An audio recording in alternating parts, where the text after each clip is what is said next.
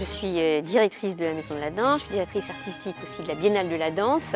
Ma passion m'a amenée à diriger des établissements importants pour faire découvrir la culture chorégraphique et faire appel aux sources vives, à ceux qui vivent cette passion vraiment tous les jours et montrer l'énergie, la disponibilité aussi mentale et la disponibilité de mettre en œuvre cette richesse.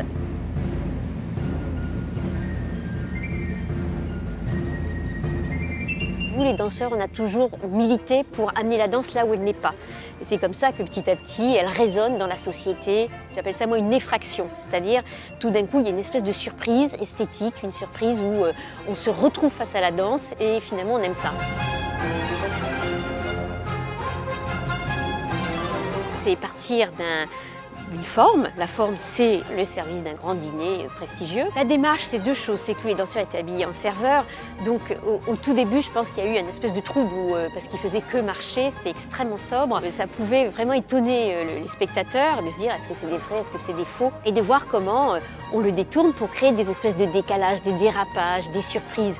Bon, avec beaucoup d'humour, avec style, avec élégance, avec un peu d'esprit, où en effet, on voit un service comme on l'a jamais vu. Donc on est parti en douceur jusqu'à un moment d'explosion et de délire.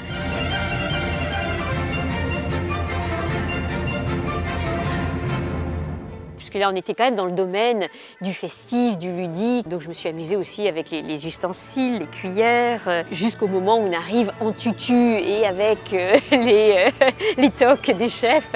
Donc voilà, c'est l'art du mélange, de la confusion, du détournement. Il y avait aussi l'idée de la légèreté. Pour moi, la légèreté française, la légèreté stylistique et la légèreté physique. Au début, on était un peu au ras du sol. Après, il y a eu les ballons, des ballons gonflés à l'hélium, donc on était un peu au-dessus, jusqu'aux trampolines, où là, on voyait des corps vraiment monter à 5 mètres de haut. Donc il y avait le crescendo aussi dans l'idée de la légèreté, des bulles de champagne. Donc on part du terrestre à l'aérien. L'idée, c'était que ça soit une fantaisie et une belle rencontre.